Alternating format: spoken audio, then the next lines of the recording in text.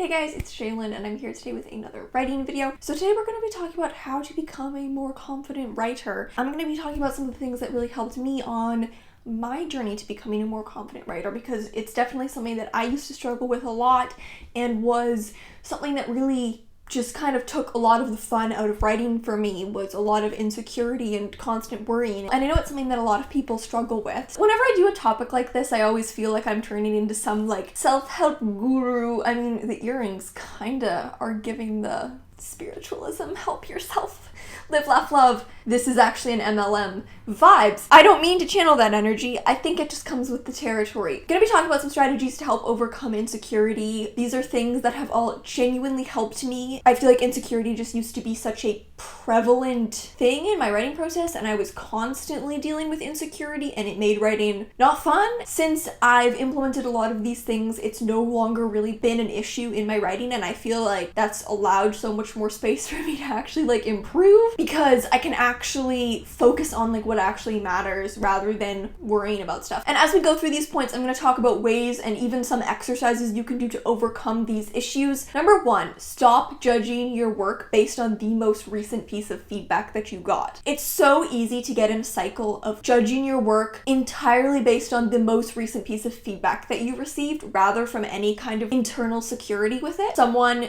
likes a story that you wrote, so you think you're a good writer, but then someone doesn't like a story you wrote, so then you think you're a bad writer. This doesn't give you any stability, because your confidence is only ever based on other people's opinions and the way they phrase and deliver those opinions. You know, one of your beta readers could just be having a bad day, and so they phrase something in kind of a rude way, or it reads as more critical to you than it felt to them. You can't control other people's opinions. You can't predict other people's opinions. It can also cause a lot of like anticipatory anxiety as you're imagining all the critiques people will have for you in the future, especially if you put the burden of all your confidence and your security with your work on other people's feedback, because then it feels like, oh my god, if someone gives me a bad review, a piece of critical feedback, then I'm a bad writer. And that's a total false equivalency. The best writers in the world still get critical feedback on their work. More advanced writers don't not get critical feedback. Actually, I'd say they seek it out more and they know how to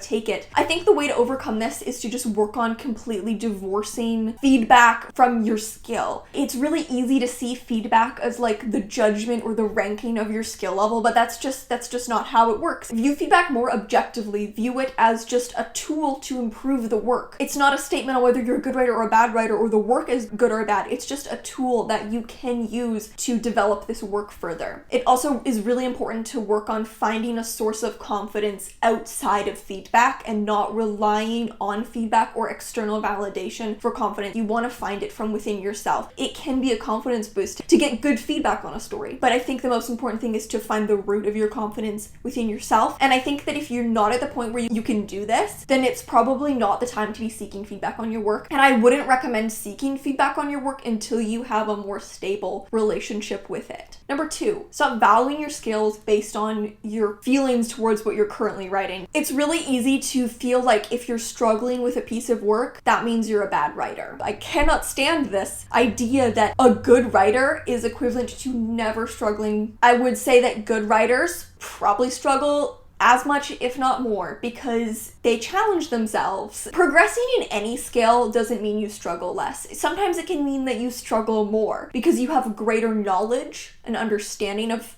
the craft or the skill, and also because you're able to challenge yourself more. Another analogy, recently I've been getting into rock climbing. When I was obviously first rock climbing, I was doing very easy routes. So I never fell. I could basically get to the top of a route the first try every single time because I was doing these really easy routes. Recently, I feel like I've been challenging myself with trickier routes, and that has meant not being able to just climb a route on the first time. It means that I've been falling a lot more. It means that yesterday I went climbing, I started doing a route, and I literally said to my belaying partner, I was like, prepare for me to fall. I'm not gonna get to the top of this. And I got 3 holds from the top, but I was so fatigued that my hands were cramping, and I literally just like slipped off. Like I couldn't even hold on anymore. That didn't happen to me when I was a beginner because I wasn't challenging myself to do harder routes. And I would say that I still am quite a beginner to climbing. As I've gotten better, I'm falling more. So if we bring that back to writing, sometimes a piece is just hard to write. And sometimes a piece is hard to write because you've become a better writer, and so you're able to challenge yourself with more difficult projects. I'm a little wary and skeptical of this idea that mastery means no longer struggling. To me, that feels like no longer challenging yourself. It's very natural to equate how hard something was to write with your skill, but these things are not the same. Sometimes you're gonna struggle more as you get better because you're taking on more difficult challenges. Number 3, know your boundaries regarding feedback. Now, feedback can really help you improve both a piece and your skill in general. I attribute so much of my growth as a writer to thoughtful feedback that I'm so blessed to have worked with those people. But you should be seeking out feedback when you feel ready and in a method that makes you feel safe. So this could look like only getting feedback from people you have trusting relationships with. It could look like not reading reviews. I think this is a really important boundary for a lot of writers. Or it could just be only getting feedback in certain methods that make you feel more secure or when you feel ready. When I was younger, I did 2 rounds of beta reading because beta reading was very popular at the time and being kind of touted as like a very key part of the process. And that was probably the most toxic situation I've ever been in with my writing. For me, it was very, very harmful to my confidence, and I do think it took years for me to recover from. When I started doing writing workshops with people who I had trusting relationships with, I started loving the workshopping process and I began to love getting feedback on my work. I had found a method of getting feedback that felt very safe for me. I was able to get much more detailed, in-depth, and actually deeply critical feedback on my work in a way that actually felt encouraging rather than with beta reading where it felt mean. Finding safe ways to receive feedback on your work is so important. That's why I think fostering a writing community is so important. It's also very important to know that you don't have to engage with methods of getting feedback that are not safe for you. Now though, when I get feedback from trusted critique partners, my only thought is, cool, now I can go fix the piece. Different methods of feedback work for different people. Some people might prefer getting feedback from strangers because there's like no personal relationship, so it feels easier. The most important thing is if you don't feel safe in a critiquing situation, then you shouldn't be putting yourself in it. Tip number 4, create a writing process that makes you feel confident. This is going to be different for everyone, but I think that the processes that you use and using writing methods that work for you can actually help your confidence. So for me, there were 3 main things that really helped address issues that I had with my confidence. Discovery writing, editing as I wrote, and writing multiple projects at once. 3 things that are often discouraged.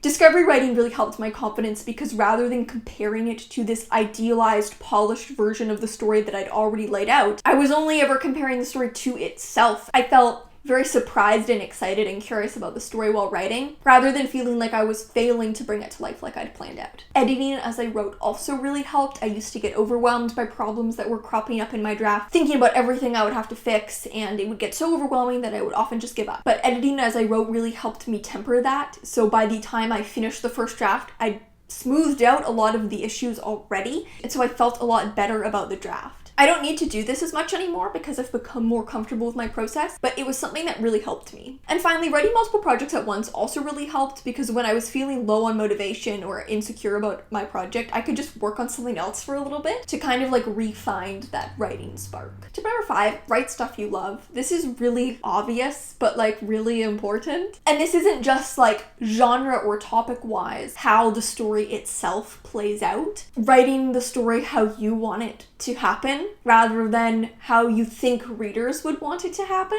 I've talked about the hypothetical reader before, which I think is a very common thing that a lot of writers do, where we imagine a hypothetical reader reviewing our work and saying everything they didn't like about it, and we try to tailor our work to this hypothetical reader who doesn't even exist. And doing that, I think, just kind of makes you miserable. Writing with only or primarily the goal to appeal to what other people would want from your work will just create this exhausting, endless cycle of chasing other people's praise for that like high of confidence, but then getting critical feedback on the thing you changed to appeal to people, and then feeling super insecure, and then just repeating that over and over. And it will also never lead in the end to better work or a better book, because what other people want is endless, unfixed, and constantly changing. So writing the story how you want it to be, in the way that excites you, I think is so important, because your confidence won't be based in whether other people like it. It'll be rooted in the fact that you yourself like it. And then when someone else doesn't like it, it almost doesn't matter because you love it, and that is the most important thing, as cheesy as it sounds. Number 6,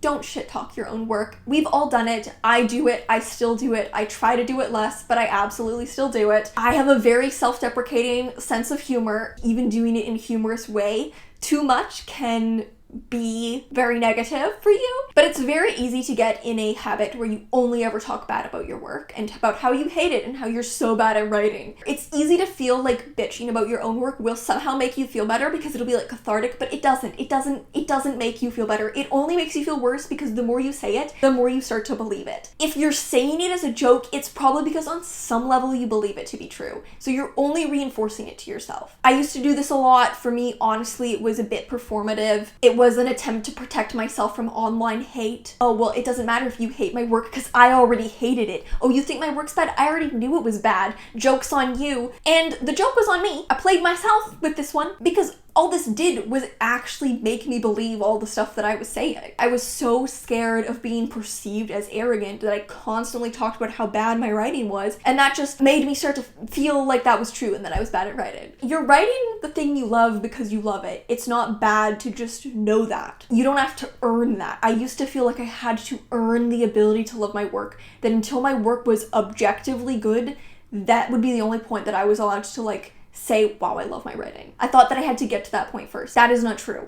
You can love your work from day one, the first time you ever pick up a pen and start writing. You can still say, hey, I love my story. Constantly making self-deprecating comments about your work will not make you feel better. I think it only makes you feel temporarily better. You feel like you're getting this catharsis. It feels like you kind of minimize the insecurity, but in the long run, it really just makes you feel worse, and I think you really do internalize those feelings if you repeat them all the time. Number 7, don't let a fear of confidence stop you. For a really long time, I think I was genuinely afraid to be confident, and that's why I was insecure. Growing up as a kid, I wasn't insecure about my writing at all because there was no reason to be, because it was just a thing for myself. But as soon as I existed online, I learned very quickly that any form of confidence or even just excitement would be perceived as arrogance. And so I just thought I wasn't allowed to be confident. It had a absolutely terrible effect on my self-esteem for many years. Eventually, it did become clear to me that maybe one of the reasons why I was insecure about my work is because I was just afraid to be confident. It felt safer to be insecure, and it actually felt a little scary to just be confident in my work. Number 8, stop caring whether you are a good writer and just write for enjoyment. I spent a long time fearing that I was a bad writer. I remember being a teenager, having this fear, this ongoing fear that I was actually a terrible writer, and everyone else was just too nervous to tell me because, they thought I was too fragile to hear it. And to be fair, I do want to be a good writer. That is a goal of mine, to be the best writer I can be. I've committed a lot of time to that goal. But also, what really is a good writer? I used to spend so much time worrying if I was a good writer, but that worrying never did anything for me. It certainly didn't make me a better writer. I think I held myself back in terms of artistic development for a really long time because I put so much energy into just worrying whether my work was good rather than not worrying about that at all and just giving myself the freedom to pursue my projects and career without constant self-sabotage. So that leads to point number 9, redefine what good writing is. Good is an extremely vague and ultimately meaningless word. And so I think we can just really exhaust ourselves by chasing this standard because it is so vague, and so we'll never really feel like we've achieved it. So an exercise that I would really recommend, to write out a more specific list of qualities that you define as good writing. Actually define what makes good writing to you. So instead of asking yourself if your writing is good, which is very vague, and so you'll never really be able to answer it or feel like you can say yes, you'll be able to more confidently know when you've achieved your goals for your work. When I was kind of trying to think about what I would qualify as good writing for myself, the words I wrote down were engaging, honest, alive, organic, nuanced, and wise. And so those are some of the things that I specifically value in my own writing. That can also be like more closely measured. Then when I'm writing something, I can ask myself, is this writing honest? That's something that I can actually look within myself and ask, like, am I being honest with my work, or am I like shying from the truth? When I read this, does it feel honest to me? So now the way you measure your work and whether you're succeeding with it is more based on like your own value system rather than this broad, vague idea of good, which we often especially define based on other people's standards of what is good writing and lose sight of our own. And also a note on this, your values could depend on the piece. You could have completely different values and specific goals depending on the work. And finally, number 10, redefine feedback objectively. So the idea here is when you get feedback on your work to view it objectively rather than subjectively. Here are some examples. These are with kind of these old mindsets that I had when I was viewing feedback subjectively. So if I did a poor job with the pacing of my novel, I would interpret this as, I did a bad job with the pacing, therefore I am a bad writer. A good writer would have done this correctly on the first draft. If I got feedback that my descriptions were too convoluted, I would interpret this as, I'm a bad writer because people don't like my writing style. If I got a story rejected, I would interpret this as, they rejected me because my story was bad. If I were a better writer, they would have accepted me, or a good writer would have been accepted. If I was struggling to write a chapter, I would interpret this as, I'm struggling with this chapter because I'm a bad writer. A good writer wouldn't be struggling. If I got a hate comment about my work online, I would interpret this as, this person doesn't like my writing because I'm a bad writer. This is very easy to fall into this mindset, but it is not productive, and a lot of the time you're also like impressioning subjectivity onto the feedback that isn't there inherently. So instead you can reframe it to view it objectively. So this is these same notes reframed from an objective mindset. If I do a bad job with the pacing of my novel, I would interpret this as, the pacing is weak in these sections of my novel, I'll fix that in my next draft so it won't be a problem anymore. If I got feedback that my descriptions were too convoluted, I could interpret this as, the descriptions are convoluted in this section. Now that I know that, I can fix it. If I got a rejection, I would interpret this as, the story wasn't right for them. Since I don't know why they rejected it, there's no use assuming how they felt about it or why it was rejected. I'll submit it again because it might be right for a different magazine. If I was struggling to write a chapter, I could interpret this as, this chapter is hard to write, I should think of some strategies to get through it. And if I got a hate comment about my work online, I could interpret this as, this person doesn't like my writing, they're entitled to their opinion, but this doesn't affect me in any way. Not all people have the same taste in writing, so one person's judgment doesn't say anything about my capabilities. These shifts in mindset and these strategies are all things that genuinely helped me go from having insecurity be like almost a ruling force in my writing process to essentially not even a factor. I don't even think about this anymore. I never worry, am I actually a bad writer? Am I even good at writing? Those just aren't thoughts in my brain. It's like confidence and insecurity are just kind of not even factors in my writing. It's more objective. So these are not quick fixes, but I think working on these things long term can help you build like a more solid foundation for your writing and your confidence, and these things really were game-changing for me. Constant worries about my skill and whether people thought my writing was good, that was the caveat. It never was even about my skill, it was, do other people think I'm a good writer? Used to make it very hard for me to enjoy anything that I wrote. There's always the voice in the back of my head going, other people won't like this. There was a lot I had to change in how I viewed things in order to get to the point where I am now, where I just don't really think about this stuff anymore. It's not that I go around thinking that I'm a good writer, I just don't go around thinking about what my skill level is at all. Instead, I just focus on the thing that I'm writing, trying to do the best that I can with the thing that I'm writing based on my goals and my vision for it, and I don't really ever think about like, is it actually good? Am I good enough to pull it off? I don't think about either side of the coin, I just write the thing. It's been very freeing, so I hope that passing along these tips can be helpful for anyone who's also been struggling with confidence in their writing, because I know it's very common and something that most writers deal with. So thank you guys so much for watching, and I'll see you in another video. Bye!